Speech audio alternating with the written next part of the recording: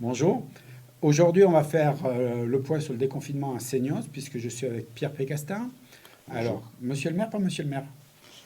Alors, monsieur le maire élu, certes, mais dans l'attente de pouvoir être installé prochainement, je l'espère en juin, suite à la période que l'on connaît, puis aux décisions prises par le gouvernement. Le- L'installation du conseil municipal a été repoussée, donc on prend notre mal en patience et on commence à travailler quand même pour le bien des seniors. Voilà, est-ce que vous avez quand même réussi à mettre votre nez dans les dossiers, où il y a une relation avec monsieur le maire en place qui s'en va correct, ou on ne peut pas dire qu'il y ait quelque chose?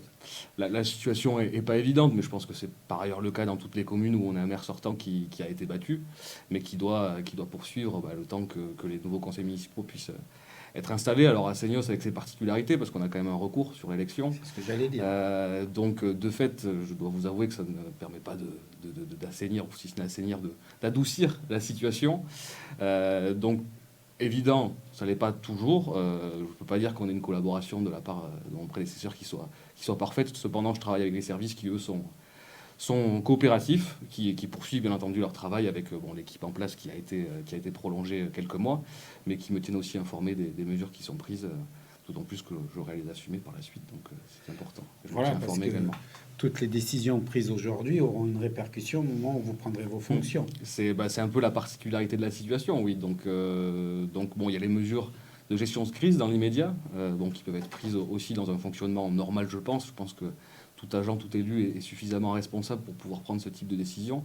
Cependant, il y a celles aussi qui impactent l'avenir. On parle de la réouverture des écoles, les aides économiques, etc. Sur un certain nombre de sujets sur lesquels on souhaite aussi se positionner et sur lesquels, avec mon équipe, on a déjà travaillé pour préparer la suite et que la commune soit aussi aux côtés des seniors qui souffrent et qui vont peut-être encore souffrir un certain nombre de mois. Oui, parce qu'on ne sait pas trop où on va pour le moment. On ne sait pas trop où on va, avec une particularité pour Seignos qui est une commune touristique aussi, avec un tissu économique qui souffre déjà, parce que l'avant-saison, normalement, aurait dû commencer à partir d'avril. Elle n'a pas pu se tenir. De la même manière, l'été va s'avérer, je pense, compliqué, ou en tout cas différent des autres étés. Et puis au-delà de l'aspect touristique, Seignos connaît aussi une population et des difficultés comme partout en France. Et cette population-là, il faut pouvoir la soutenir également. C'est le rôle de la collectivité, je pense. Et vous êtes déjà en train de travailler, puisque je sais que vous avez envoyé une lettre pour dire que vous serez avec vos commerçants, avec le tissu Mm. économique et que vous les aiderez. Ça, c'est un engagement que vous prenez dès que vous prendrez les rênes. Oui, bien sûr, c'est un engagement que l'on prendra, qu'on a travaillé par ailleurs. C'est pas quelque chose qu'on a sorti de nulle part. On a travaillé avec l'équipe finance, avec l'équipe tourisme, enfin avec les différents pôles qu'on a pu identifier. On a voulu faire ces annonces-là tout de suite et pas forcément attendre qu'on soit installé. D'une part aussi pour rassurer les acteurs, parce que c'est vrai que cette, cette particularité, cette situation-là à Seignos est particulière et génère un peu d'incertitude aussi, de fait, puisqu'on a une équipe qui part, une équipe qui arrive mais qui n'est pas tout à fait là. Donc on a voulu tout de suite affirmer un certain nombre de propositions. À Seignos, on a par exemple un certain nombre de DSP, de baux, qui sont occupés par des commerçants ou des exploitants. Donc là-dessus, on va faire un effort pour voir de quelle manière on peut aider aussi ces acteurs-là qui vont souffrir économiquement.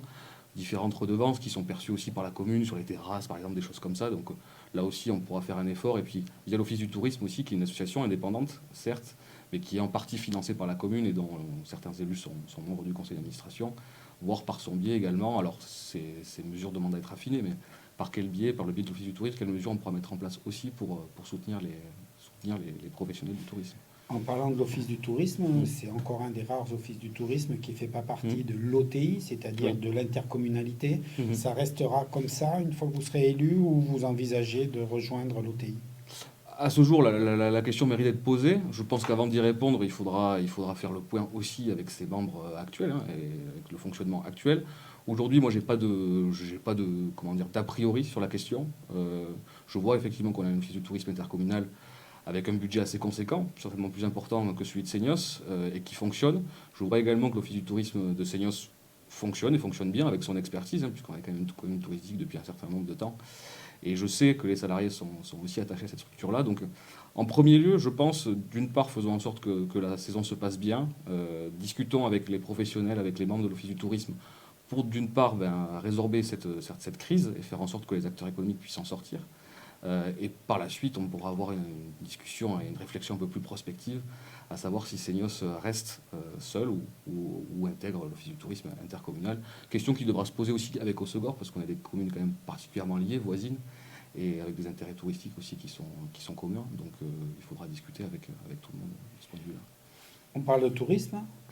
On va mettre un autre sujet d'actualité qui est vraiment plein dans l'actualité, un sujet assez complexe, c'est les plages. Donc aujourd'hui, les plages ne sont pas ouvertes. Tout le monde croyait que le 11 mai, les plages, on allait courir dessus. C'est pas le cas. Il y a des discussions menées par Hervé Bouillery, qui est le président des maires et donc du littoral aussi. Quelle est votre position, vous, aujourd'hui, dans cette ouverture des plages et quel est votre regard? Ce qui est sûr, c'est qu'en tant qu'élu ou futur élu, on reçoit beaucoup de demandes de la part des Seignossais, mais de tout le territoire, pour pouvoir accéder aux plages, puisque je pense qu'on a un lien, les Landais ont aussi un lien un peu passionnel avec cette plage, que ce soit pour le surf ou pour ses paysages, ou tout simplement l'art de vivre que cela implique. Ma position, c'est qu'aujourd'hui, il faut qu'elle puisse réouvrir. Il faut qu'on garde à l'esprit quand même de maintenir cet équilibre entre contexte sanitaire et donc précautions sanitaires à prendre et possibilité d'ouvrir les plages, parce que au-delà d'un enjeu de bien-être pour la population qui est réel, je pense, il y a, on en parlait aussi, un enjeu économique et touristique derrière. Aujourd'hui, les propositions qui sont faites, par notamment le syndicat mixte de gestion des baignades landaises dont vous avez parlé, présidé par Hervé Bouillery, un protocole qui a été proposé à la préfète. Bon, de ce que j'ai pu lire comme vous, il semblerait que ce soit en bonne voie, ou en tout cas que ça avance. Donc j'espère que les plages pourront réouvrir. Donc selon le protocole donné, donc ce qu'on appelle plage dynamique, donc avec a priori une possibilité d'avoir des activités nautiques, du surf notamment, et également de pouvoir faire du sport ou marcher sur la plage, mais sans rester statique. Je crois que c'est un peu à l'image de ce qui a été notamment décidé en Australie, qui voilà. est un modèle. Il faut bien que les gens se rendent compte que la plage telle qu'on l'a vécue, dans un premier temps, ça ne sera pas ça. Non, ce ne sera pas ça. Je pense que les gens pourront revenir à la plage. Sur Seignos, je ne pense pas qu'il faille ouvrir toutes les plages, mais comme à chaque mois de mai, de toute façon, à Seignos, toutes les plages ne sont pas ouvertes. On aura recruté probablement des personnels en amont pour pouvoir assurer un minimum de filtrage et de surveillance. Alors non pas de la baignade parce qu'elle ne sera pas ouverte, mais du bon respect des règles sanitaires. Donc voilà, c'est vraiment ça qu'on souhaite mettre en place assez rapidement. Les masques, parce que je sais qu'il y a eu une distribution, votre position, et avec la réouverture de l'école, comment aujourd'hui vous avez vu ça? Les Seignossais ont eu des masques Oui, alors deux sujets distincts, l'école et les masques. Alors, concernant les masques, oui, et c'est ce que je regrette de façon générale de la part de mon prédécesseur, c'est le fait qu'on a l'impression un peu assez de toujours être en campagne, avec une volonté aussi de médiatiser la distribution des masques qui s'est faite un peu avant tout le monde via un circuit un peu différent des autres. Je ne conteste pas la nécessité d'aller vite et de fournir des masques aux Seignossais. Il y a juste sur les modalités, où c'est vrai qu'il y a une distribution dans la rue, avec du mégaphone. Je ne pense pas que tous les Seignossais étaient distribués. Donc ça, c'est une problématique. Et puis je pense aussi qu'il faut faire en sorte de savoir à qui on a distribué, à qui on n'a pas distribué. Et ça, malheureusement, je ne suis pas sûr que ce soit le cas aujourd'hui. Donc c'est ça que je regrette un petit peu sur la distribution. Au-delà de ça, je regrette également qu'on n'ait pas forcément participé à l'initiative menée par le département et l'Association des maires des Landes, qui a pu commander un certain nombre de masques financés en partie par le département justement, ce qui nous a permis, alors je ne dis pas que le temps est aux économies, le temps est à aider le plus possible les Seignossais, mais encore une fois on voit une démarche collective dans notre département et encore une fois Seignos s'en écarte, c'est un peu malheureux mais c'est ce qui s'est passé pendant 6 ans et c'est aussi pourquoi on a voulu proposer autre chose durant cette campagne et semble-t-il quelque chose que les Seignossais ont souhaité. Les écoles, je sais que vous étiez à une réunion, donc... Oui, alors j'ai suivi un peu en CHSCT avec les personnels. Alors c'est sûr que c'est pas quelque chose de facile à organiser. On a, mais comme tout le monde, toutes les communes, on a reçu les éléments un peu tardivement, ou en tout cas il a fallu s'organiser dans l'urgence, avec des inquiétudes de la part des personnels aussi, de la part des parents à gérer. Aujourd'hui, ça se met en place. L'école doit reprendre le jeudi, donc le 16 mai, non le 14, pardon, excusez-moi, le jeudi, à Seignos, donc avec un mode un peu dégradé, dans le sens où il y aura 2 groupes distincts, avec toutes les mesures, pas plus de 15 par classe, toutes les mesures qui ont été dictées par le gouvernement. Donc je pense que c'est important que l'école puisse réouvrir, au moins pour les parents qui souhaitent reprendre le travail. De la même manière, il faut qu'on fasse attention et qu'on respecte bien les règles pour pas tout simplement que cette épidémie reprenne et donc qu'on puisse poursuivre correctement la vie. Mais je pense que c'était important aussi pour les enfants, pour le décrochage, notamment des enfants qui ont pu avoir des difficultés. Parce qu'à la maison, je reste persuadé que travailler à la maison, c'est pas évident. On n'est pas tous dans les mêmes conditions et dans les mêmes conditions de travail, sociales, culturelles ou même en termes de patrimoine économique. Et c'est important et c'est le rôle de l'école, je pense, aussi d'apporter ce service-là aux enfants. Donc je pense que c'est une bonne chose. En parlant justement de la vie, là aussi, vous voulez intervenir, vous avez prévu deux, trois aides pour les plus vulnérables. Il y a des Oui. bons alimentaires, un Il y a des choses qui questionnaire, sont, voilà, vous avez des en choses qui sont, préparation. ouais, des choses qui sont déjà mises en place par la commune. Alors on a déjà un listing des personnes vulnérables qui existent, notamment du fait du plan canicule auparavant. Bon, chose qu'on a aussi abondé, et qu'avec mon équipe, on a aussi transmis à la mairie des personnes, bien entendu, qui nous avaient sollicité. L'idée, c'est de venir en aide à ces gens-là. Donc on a l'EHPAD, ça c'est une partie bien précise, donc qui est aujourd'hui aussi prise en charge et dont la commune n'est pas le seul acteur, bien entendu. Et puis ensuite, il y a des personnes vulnérables, alors soit socialement ou pécuniairement. Et là, il faudra leur venir en aide via notamment, par exemple, des bons alimentaires. Et puis les personnes vulnérables, les personnes âgées, sur lesquelles on va effectuer un suivi assez important, avec l'idée aussi de remettre un questionnaire, mais qui sera valable pour tout le monde, pas seulement pour ces personnes-là, ces personnes identifiées, mais de manière plus large pour savoir comment les CNOC ont vécu le confinement. Et derrière, qu'est-ce qu'on peut mettre en place en termes d'ateliers, d'activités, de support aussi pour justement leur venir en aide et répondre à leurs questions. Oui, parce que l'air de rien, psychologiquement, il y a beaucoup de gens qui ont eu du mal à supporter ces 2 mois d'enfermement, entre guillemets. Et donc, il faut faire quelque chose pour les aider, il faut mettre en place des choses. Je pense que c'est le rôle de la commune, oui, effectivement, de mettre en place ce genre de choses. Alors le quantifier aujourd'hui, c'est difficile parce que chacun a vécu la situation avec sa propre personnalité, puis sa propre situation familiale aussi. Donc aujourd'hui, on n'a pas forcément les réponses. C'est ce pourquoi on veut faire un questionnaire pour pouvoir avoir un peu une cartographie des besoins et de la façon dont les gens ont vécu cela, pour encore une fois, pourquoi pas avoir des activités avec des professionnels de santé, ou alors de la relaxation ou autre. Enfin voilà, de ce point de vue-là, c'est assez ouvert, et la commune sera au rendez-vous pour offrir ce service-là aussi au CNOC.